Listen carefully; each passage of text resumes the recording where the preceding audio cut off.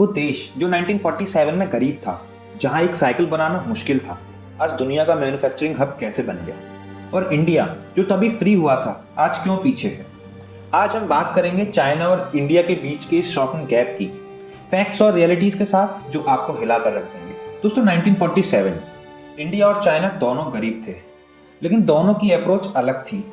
China ने communist revolution के बाद सेंट्रलाइज्ड प्लानिंग को अडॉप्ट किया, जबकि इंडिया डेमोक्रेसी के साथ स्लो रिफॉर्म्स की तरफ गया। चाइना ने डिसाइड किया कि उन्हें दुनिया का फैक्ट्री बनना है। 1980s में डेंग जियांगपिंग ने एक लाइन बोली थी, it doesn't matter if the cat is black or white as long as it catches mice. मतलब रिजल्ट्स मैटर करते हैं, आइडियोलॉजी नहीं। इसी वजह से जब चाइना ने फैक्ट्रीज लगाई, वो दुनिया के लिए गुड्स बनाने लगे। इंडिया, हम लाइसेंस राज में फंसे रहे, परमिशन लेने में टाइम लगता था और इंडस्ट्रीज का डेवलपमेंट रुक गया। चाइना ने मैन्युफैक्चरिंग को अपना बैकबोन बनाया। अगर आपके पास आईफोन है, सैमसंग है या इवन एक छोटा सा टॉय है, चांसेस हैं कि वो चाइना में बना है। आज चाइना के पास ग्लोबल मैन्युफैक्चरिंग का 30% शेयर है, जबकि इंडिया स्ट्रगल करता है सिर्फ 3% के आसपास। इंडिया ने फोकस किया आईटी और सर्विसेज पे, जो अच्छा है, लेकिन प्रॉब्लम ये है कि सर्विसेज क्रिएट करते हैं जॉब्स लिमिटेड लोगों के लिए जो एजुकेटेड और स्किल्ड हैं। Manufacturing on the other hand her level पर जॉब देता है। इसी वजह से चाइना ने पॉवर्टी कम की और अपने लोगों की इनकम बढ़ाई। दोस्तों, अब बात करते हैं इंफ्रास्ट्रक्चर की। चाइना के हाईवेज, बुलेट ट्रेन और पोर्ट्स वर्ल्ड क्लास हैं। आपको पता है चाइना ने एक साल में जितनी सीमेंट यूज की, वो यूएसए ने पूरी 20 सालों में की थी। और इंडिया, हम अभी भी इंफ्रास्ट्रक्चर प्रोजेक्ट डिले होने की वजह से सफर करते हैं। चाइना के पोर्ट्स एफिशिएंट हैं, उनका एक शिपमेंट लोड होने में 24 आवर्स लगते हैं। इंडिया के पोर्ट्स कभी कभी 72 आवर्स या उससे ज़्यादा। यही रीज़न है कि कंपनीज चाइना को प्रेफर करती हैं। चाइना सिर्फ प्रेजेंट नहीं, फ्यूचर के लिए भी रेडी है।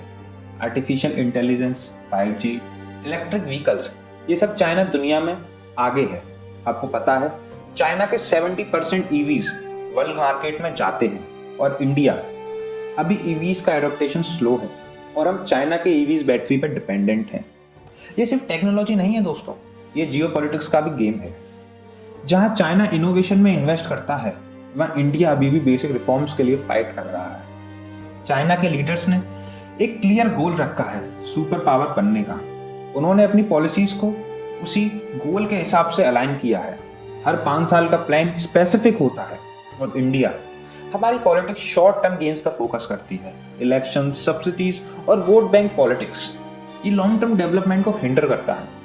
चाइना में डिक्टेटरशिप है, जो एक तरफ से पॉलिसीज को इम्प्लीमेंट करना इजी बनाता है, लेकिन डेमोक्रेसी के साथ चैलेंजेस भी हैं और उन्हें अभी तक एफिशिएंट हैंडल नहीं कर पा रहा है इंडिया। दोस्तों, एजुकेशन की बात करें तो चाइना की लिटरेसी रेट 97% के आसपास है, जबकि इंडिया अभी भी 75% के करीब है। R&D में चाइना जीडीपी का 2.5% लगाता है, जबकि इंडिया सिर्फ इन्वेस्ट करता है 0.7%। ये डिफरेंस दिखाता है जब हम टेक्नोलॉजी और इनोवेशन की बात करते हैं। दोस्तों, चाइना के स्टूडेंट्स AI और रोबोटिक्स सीख रहे हैं और इंडिया के रूरल स्कूल्स में बेसिक टीचर्स की कमी है। दोस्तों, अगर चाइना की बेल्ट एंड रोड इनिशिएटिव की बात करें तो दुनिया के 60 कंट्रीज को कनेक्ट करती है। ये सिर्फ इंफ्रास्ट्रक्चर प्रोजेक्ट नहीं है, ये उनकी सॉफ्ट पावर है। इंडिया की फॉरेन पॉलिसी भी स्ट्रांग हो रही है, लेकिन चाइना ने अपना इकोनॉमिक इन्फ्लुएंस ऑलरेडी स्प्रेड कर दिया है। दोस्तों, आज के ज़माने में पावर सिर्फ मिलिट्री से नहीं, इकोनॉमिक डोमिनेंस से आती है और इसमें चाइना इंडिया से काफ़ी आगे है।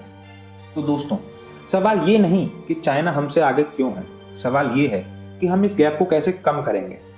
दोस्तों, मैन्युफैक्चरिंग को बूस्ट करना, एजुकेशन, इंफ्रास्ट्रक्चर पर फोकस करना और लॉन्ग टर्म विजन एडॉप्ट करना जरूरी है, क्योंकि अगर हम आज नहीं सुधरे तो कल हम सिर्फ एक मार्केट रहेंगे, एक सुपर पावर नहीं। तो दोस्तों, अगर आपको लगता है ये बातें इंपॉर्टेंट हैं तो इस वीडियो को शेयर करें और कमेंट्स में अपने थॉट्स जरूर लिखते हैं, क्योंकि मिलकर ही हम इंडिया के फ्यूचर को बेटर बना सकते हैं। Thanks for watching and please subscribe to my channel.